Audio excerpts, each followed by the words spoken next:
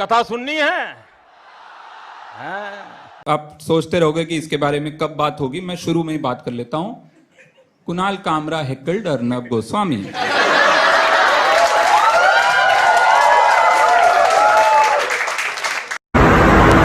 Here I'm asking coward Arnab Goswami questions about his journalism, and he's doing exactly what I expected him to do. He's being a coward. First he called me mentally unstable, and now he's saying I'm watching something. He's not ready to answer my question, viewers.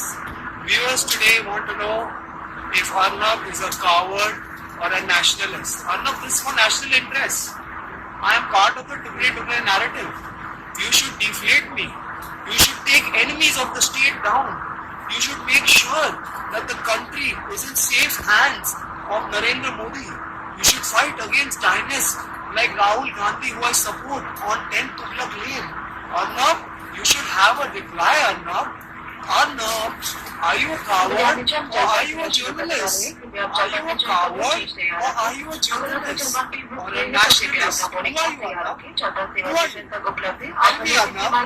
Tell me, I'm here waiting for answer. You will have no answers. As I expected, your cowardice has got the better of you.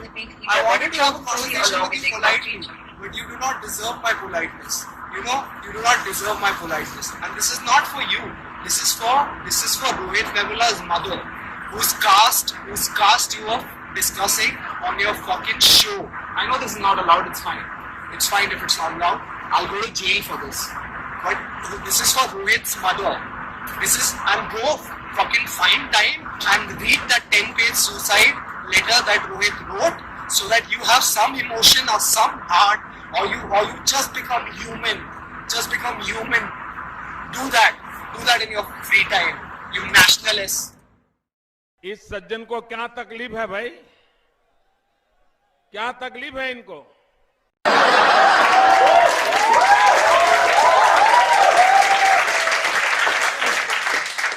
And two, I think it was a very brave step to heckle Arnab Goswami.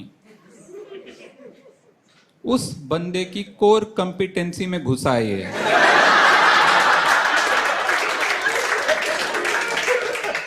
Bravery चाहिए। जिस आदमी ने पूरी जिंदगी वो किया और तुम पहली बार कर रहे हो और तुम सोचो कि I can do a good job of it, that is belief. Kamra had that belief in himself, he did that. You know, आपको फ्लाइट में लियोनार्डो डा विंची दिखे और आप बोलो मैं तेरी पेंटिंग बना के दिखाऊं?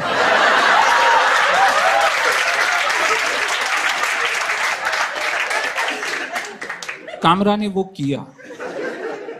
डा विंची, कुछ लोग कंफ्यूज हैं, मैं डिकैप्रियो की बात नहीं कर रहा। आप सोच रहे हो वो साला कोकेन स्नॉट कर रहा था, ये क्या बोल रहा है पेंटिंग, वो एक्टर। ये मैं 600 साल पीछे जाना पड़ेगा आपको ये समझने के लिए। टाइटैनिक में वो पेंट कर रहा था, किसी ने ये बोला अभी, है ना?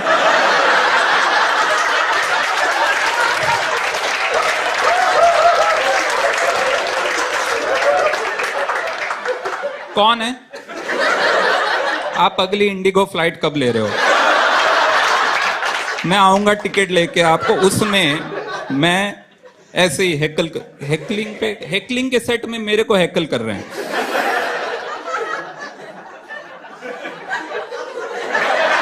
गुड।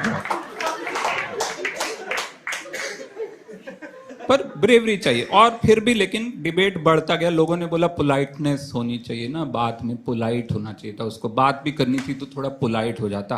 सैमुअल एल जैक्सन की एक फिल्म है स्नेक्स ऑन अ प्लेन, उससे हमने ये सीखा है जब प्लेन में सांप हो तो पोलाइटनेस काम नहीं आती है, आपको चिल्लाना पड़ता है there are snakes on the plane, and in this case there was a snake on the plane. Kamra had to do that, है ना? वो फिल्म में भैया बंदूक निकाल लेता प्लेन में, वो थोड़ा वहां उससे बोल रहा आके सिविलाइज डिबेट करते हैं, थोड़ा मैं समझाता हूं कि तुझे प्लेन में क्यों नहीं होना चाहिए। तो सैमुअल एल जैक्सन ये सब नहीं करता, निकालता बंदूक, धाए फायर करता। पिछले साल बॉम्बे में हॉरिबल न्यूज एक्चुअली, स्टैम्पीड हुआ, परेल स्टेशन पे। एल्फिंस्टन रोड पे हुआ था। पहले उन्होंने कहा सबसे पहले तो नाम बदलो सारे, नाम बदल प्रभा देवी कर दिया। कोई बोलेगा कभी कि एल्फिंस्टन पे हुआ था स्टैम्पेड, हुआ है ही नहीं ऐसा कोई स्टेट।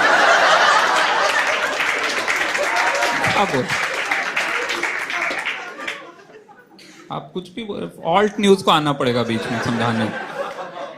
ऑल्ट न्यूज पे बड़ी दया आती, बहुत दया आती। बेचारे ऐसी ऐसी चीज उनको बस्ट करनी पड़ती है। वो मोदी जी के पीछे डायनासोर नहीं है।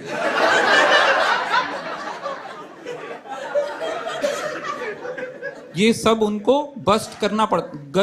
वो जटायु किस आ गया, कोई बड़ा सा पक्षी था, वो चला दिया। परेश रावल से लेकर पूरा राइट विंग लगा हुआ, जटायु है ये, जटायु देखो कितना माइथोलॉजिकल बर्ड है भैया।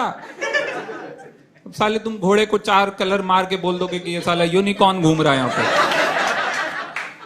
ऑल्ट न्यूज वाला बेचारा रात भर जाग के उसके वो फैक्ट ढूंढेगा कि घोड़ा कहाँ था, साला बिहार में कहीं बैठा हुआ था, उस पे ना होली के दिन 4 चूतियों ने रंग मार दिया था।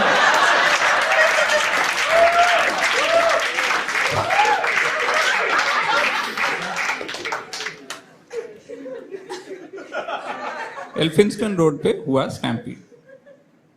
नॉर्मल डे एट वर्क, 24 लोग मारे गए। बेमौसम बरसात हुई, लोग छाता नहीं लाए हुए थे, लोग रुक गए फुटओवर ब्रिज पे स्टेशन से निकलने के टाइम पे। रश आवर सुबह का 10 साढ़े 10 रश आवर था, बहुत भीड़ थी। बेमौसम बारिश हुई, लोग बाहर नहीं निकल पाए, वहां भीड़ हो गई, भीड़ में स्टैम्पीड हो गया। 24 लोग मारे गए in the financial capital of India on a normal day at work for no fault of theirs. And still the response after this of Maharashtra government was so amazing. मेरी आंखों में आंसू आ गए देख के इनका कंसर्न ना। उसके बाद उन्होंने हर स्टेशन पे स्टिकर लगवा दिए जिसमें लिखा हुआ था चलना कैसे है।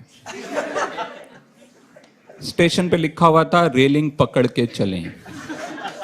एक जगह लिखा था ग्रिप वाले जूते पहनकर आए। एक जगह लिखा हुआ था एक दूसरे को धक्का ना दें।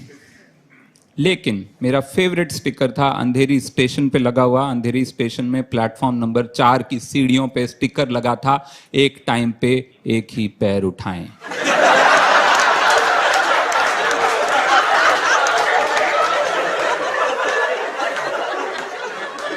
Millions of years of evolution के बाद मैं वहां पहुंचा था जहां पे मैं एक टाइम पे एक ही पैर उठा रहा था। सरकार ने मेरे को टिड्डा, बंदर, cockroach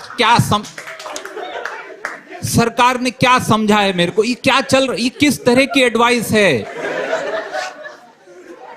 I was like no, this just can't, there has to be a deeper meaning, this has to be a quote by Sadhguru. इसके पीछे कुछ और है। मैं बैठ गया वहां स्टेशन पे, मैं बैठ के अपना, अब आप मेरे पे नहीं हंस रहे ना, उस लाफ पे हंस रहे थे ना।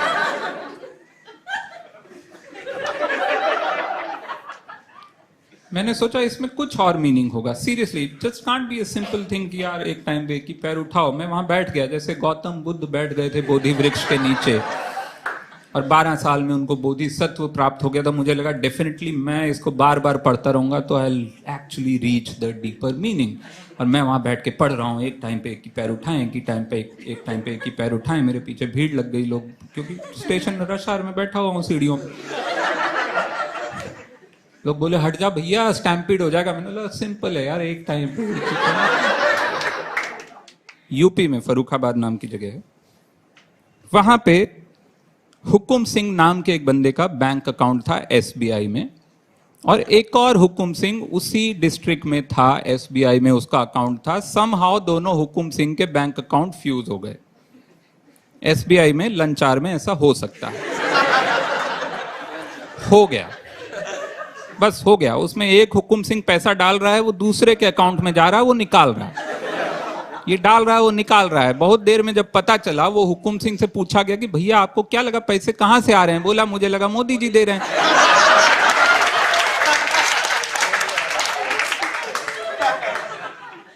मोदी जी ने जो 15 लाख प्रॉमिस किए थे वो दे रहे हैं। इस आदमी का भोलापन मैं वारी जाऊं।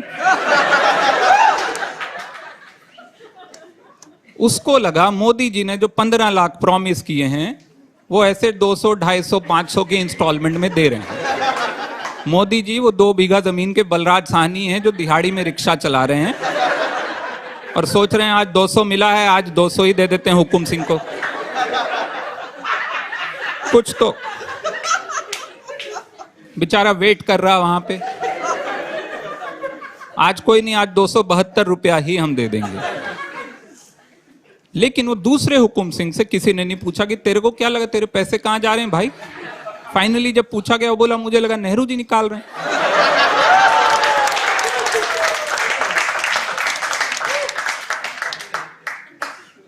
मैं कागज देखता रहूंगा बीच बीच में, हाँ, क्योंकि मैं भूल जाता हूं चीजें। और इस पे मैं अभी बात करूंगा 2 मिनट में, दिखाना मत और ये सब। मैं त्रस्त हो चुका हूं जब मैंने वो कविता जब से पढ़ी है उसके बाद से। मैं अभी भुवनेश्वर से वापस आ रहा था फ्लाइट से, मैं एयरपोर्ट पे वो बोर्डिंग पास उसने दिया और वापस खींच लिया, बोला कागज नहीं दिखाएं।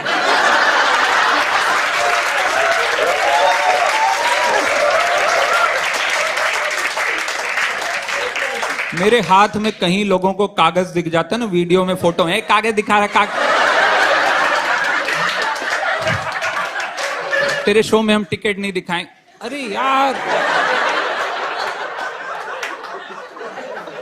पोएट्री है वो, उसमें कॉन्टेक्स्ट होता है, मेटाफर होता है, सिंबलिज्म होता है। साफ साफ लिखा हुआ था, मैंने अंग्रेजी में जब पहला वीडियो डाला उसमें साथ में ट्रांसलेशन लिखा था, NRC papers we won't show discrimination, जहां होगा वहां कागज नहीं दिखाएंगे, ये था। लेकिन नहीं भाई, ठीक है, वो ठीक है, मैं बैड फेथ वालों को छोड़ रहा हूं जिन्होंने मान ही लिया कि ये उल्टा है। लेकिन गुड फेथ वाले जो हैं उनको फिर भी मैं सोच रहा हूं कि समझा दूं, पोइट्री के और मतलब होते हैं। हर रेवोल्यूशन का सिंबलिज्म होता है। महात्मा गांधी जब नमक सत्याग्रह करने निकले थे, उनको आयोडीन की कमी तो नहीं थी।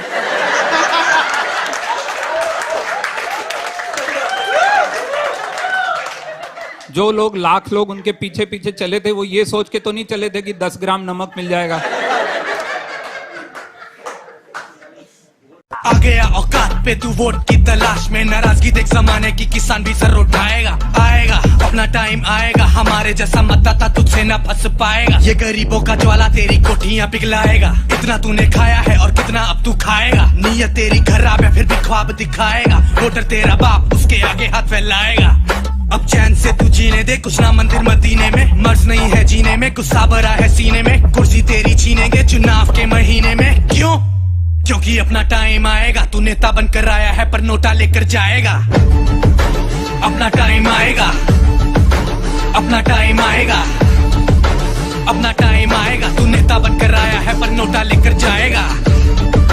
अपना टाइम आएगा, अपना टाइम आएगा, अपना टाइम आएगा, तू नेता बनकर आया है पर नोटा लेकर। किसी ने काम नहीं किया पर आ जाते ये कितनी जुर्रत से हैं। जितनी ताकत रिश्वत में नहीं उतनी वोटर में है। फिर भी जनता सहमत नहीं है क्योंकि राहत नहीं है। जरूरत यहाँ ईमानदारी और विकास की है। पानी की है, शिक्षा की है, आमदनी की रक्षा की है, अदालत इंसाफ की है, रोजी की है, रोटी की है, जीने की अब चाहत की, लाचारी की अब आदत नहीं है। मेरे देश जैसा कोई हार्ड इच नहीं है। इस हालत ने हिमाकत दी है, क्यों? क्योंकि अपना टाइम आएगा, तू नेता बनकर आया है पर नोटा लेकर जाएगा। अपना टाइम आएगा, अपना टाइम आएगा, अपना टाइम आएगा, तू नेता बनकर आया है पर नोटा लेकर जाएगा। अपना टाइम आएगा, अपना टाइम आएगा, तू नेता बनकर आया था पर नोटा लेकर जाएगा। अपना टाइम आएगा, तू नोटा लेकर जाएगा। Big thank you for being here. बहुत बहुत धन्यवाद। आपको अच्छी लगी तो ऐसे थोड़ा मार दीजिए हाथ, आप थोड़ा सा मार दीजिए। आपको अगर अच्छी लगी मार दीजिए।